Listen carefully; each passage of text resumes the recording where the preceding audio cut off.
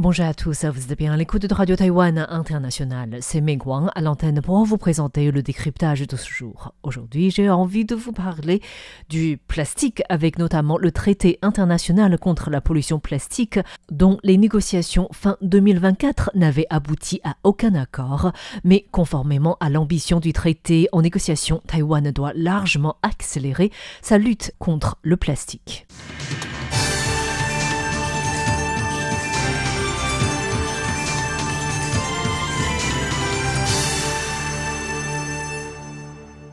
Actuellement, dans le monde, plus de 400 millions de tonnes de plastique sont produits chaque année, dont la moitié sont des produits à usage unique. Si rien ne change, la production de plastique devrait augmenter de 2 à 3 fois d'ici 2050, dont plus de 20 millions de tonnes arriveront dans les océans, devenant une source de menace pour la vie marine et l'ensemble de la chaîne alimentaire. Étant donné que 99% des plastiques sont fabriqués à partir de combustibles fossiles, la crise du plastique sera aussi une crise climatique. Pour freiner cette tendance inquiétante, l'Assemblée des Nations Unies pour l'environnement a adopté en mars 2022 une résolution qui charge un comité intergouvernemental de négociation à élaborer un instrument international juridiquement contraignant sur la pollution plastique. L'objectif était de finaliser le traité international contre la pollution plastique avant la fin 2024. Mais on connaît la suite. Les 175 pays et 31 organisations internationales réunies du 25 novembre au 2 décembre à Busan en Corée du Sud n'ont pas réussi à aboutir à un accord sur le texte définitif du traité international contre la pollution plastique. Ainsi, des 6e négociations devront avoir lieu cette année 2025 sans toutefois connaître la date. En fait, le traité international contre la pollution plastique compte 32 articles ambitieux puisqu'il porte sur l'ensemble du cycle de vie des plastiques, y compris les phases de conception, de production et d'élimination. Le traité a 4 objectifs stratégiques majeurs: réduire et remplacer les produits en plastique, concevoir des produits en plastique réutilisables et recyclables, le développement de l'économie circulaire avec l'utilisation des produits en plastique transformés et renforcer le système de gestion des déchets plastiques existants. Mais depuis le début des négociations de ce traité, les pays se sont rapidement répartis dans 2 principaux groupes d'États aux positions plutôt opposées. D'un côté, il y a une coalition de haute ambition qui regroupe une centaine de pays, notamment l'Union européenne, plusieurs États africains, des petits États insulaires en développement ou encore des pays d'Amérique latine. Cette coalition fait face notamment à des pays producteurs de pétrole, avec l'Arabie saoudite, mais aussi l'Inde, la Russie ou encore l'Iran. La coalition cherche à inclure toute source de pollution relative à l'ensemble du cycle de vie des plastiques, incluant leur production, mais les pays pétroliers envisagent plutôt uniquement la gestion des déchets et le recyclage en excluant de la portée de l'accord la phase de production du plastique. Le manque d'accord entre ces 2 groupes d'États aux positions opposées a ainsi directement conduit à l'échec des dernières négociations fin 2024. Du côté de Taïwan en 2022, le besoin national en plastique est de 13 millions de tonnes par an, dont 3 400 000 tonnes sont destinées à la consommation intérieure et environ 2 66 000 tonnes de déchets plastiques sont générés, dont 40% sont recyclés et réutilisés. Ce n'est pas un chiffre glorieux, surtout considérant que Taïwan a commencé à mettre en place des politiques de réduction des déchets en plastique dans les années 2010. Les autorités ont proposé des objectifs de réduction des produits en plastique en 2018 pour l'année 2020, 2025 et 2030. Ces objectifs comprennent la réduction ou la restriction des produits en plastique à usage unique.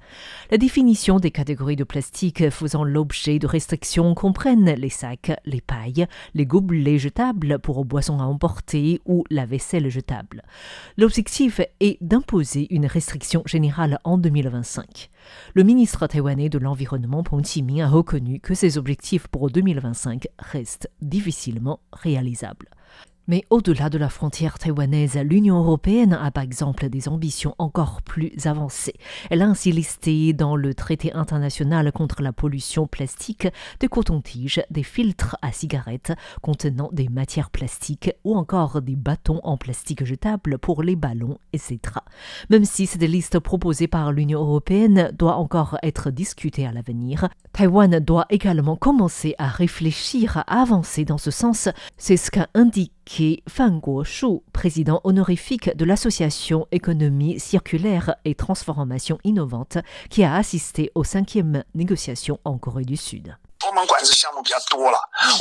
L'Union européenne a listé de nombreux éléments réglementaires. Mais du côté de Taïwan, nous ne listons uniquement que les produits de la vie quotidienne. Cela veut dire que des objets comme les cotons-tiges ou les ballons n'ont pas été pris en considération. Je pense que cela mérite une réflexion dans l'élaboration de notre politique. Fan Guoshu a souligné que la structure et le développement du traité font penser qu'il est principalement dirigé par l'Union européenne avec un soutien général des pays occidentaux. Étant donné que l'économie de Taïwan repose principalement sur le commerce extérieur et ses relations avec l'Union européenne sont étroites, la tendance internationale à la réduction de la consommation du plastique aura un impact sur l'industrie plastique de Taïwan. Fan Guoshu estime ainsi que les secteurs taïwanais concernés doivent répondre à cette transformation le plus rapidement possible. Le ministère de l'Environnement partage ce point de vue. En réalité, à la fin des négociations sur le traité international contre la pollution plastique, le ministre Peng Qiming a souligné que Taïwan a déjà appliqué 5 principales politiques avec entre autres la prévention de la consommation inutile et la promotion de la réutilisation ou l'établissement de lignes directrices de conception écologique pour améliorer la recyclabilité des produits en plastique. Le ministre de l'Environnement a indiqué que son ministère agira conformément aux 5e négociations et organisera des discussions plus approfondies dans le pays dès le premier semestre 2025 pour définir les nouvelles méthodes et les nouveaux objectifs. Dans le cadre de ce futur traité, de nombreux points ont été définis. Il nous faut ainsi agir en fonction de ces éléments définis, en sachant que le traité peut entrer en vigueur dès les années 2030 sans savoir l'année exacte. Face à une telle situation, de nombreux secteurs devront faire face à une pression internationale énorme. Nous envisageons donc de réunir tous les acteurs, y compris les groupes civils, pour définir un nouvel agenda pour Taïwan ou de nouvelles étapes. Zhang Kaiting, responsable du bureau de réduction du plastique de Greenpeace, qui a pris part aux négociations à Busan, a souligné de son côté que les politiques actuelles de Taïwan ne comprennent pas la réduction de la production du plastique, alors que cette orientation est déjà soutenue par une quarantaine de pays comme l'Australie, l'Allemagne ou les Philippines. Zhang Kaiting recommande néanmoins le gouvernement taïwanais à profiter des points forts du pays vers une coopération internationale. Le meilleur travail mené jusqu'à présent par Taïwan est en matière de réutilisation des objets. Taïwan a par exemple la politique des gobelets à recycler, celle du recyclage des sachets et des cartons d'achat en ligne, la réutilisation des objets en verre. Ce sont des points forts de Taïwan. Nous recommandons ainsi au gouvernement taïwanais de proposer des coopérations techniques sur la réutilisation des objets avec différents pays s'ils souhaitent proposer ces politiques de lutte contre le plastique à l'échelle internationale. Même si le traité international contre la pollution plastique n'a pas pu être signé lors des dernières négociations, certains participants estiment que ces dernières ont tout de même permis à des aboutissements comme notamment la gestion des outils de pêche en plastique à la fois pour l'aquaculture que pour la pêche en mer. Et les différents pays s'entendent également sur la responsabilité élargie du producteur. Hong Rongxun est le conseiller de la Fondation sur la recherche et le développement des ressources environnementales. Il a souligné que élargir la responsabilité des producteurs permet à ces derniers de ne pas focaliser uniquement sur l'intérêt financier, mais d'assumer la responsabilité depuis la production jusqu'au recyclage des produits. À ce sujet, Hong Rongxun précise que chaque pays agit différemment. Certains pays appliquent un système de taxes et Taïwan dispose d'un fonds de recyclage. Prenons l'exemple d'une bouteille en plastique. L'usine de production ou l'importateur doit payer dès le départ une somme d'argent au fonds de recyclage et par la suite, lorsque la bouteille est recyclée, que ce soit pour fabriquer des produits textiles, autres matières en plastique ou d'autres bouteilles, le fonds de recyclage est utilisé pour subventionner les fabricants.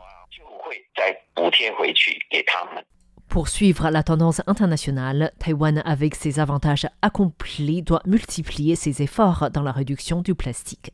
Cela ne relève pas uniquement des responsabilités du gouvernement ou d'entreprises. C'est en fait également à la population de changer ses habitudes quotidiennes pour réduire à la source l'utilisation du plastique. Merci à tous d'avoir suivi ce décryptage consacré au traité international contre la pollution plastique et les politiques taïwanaises.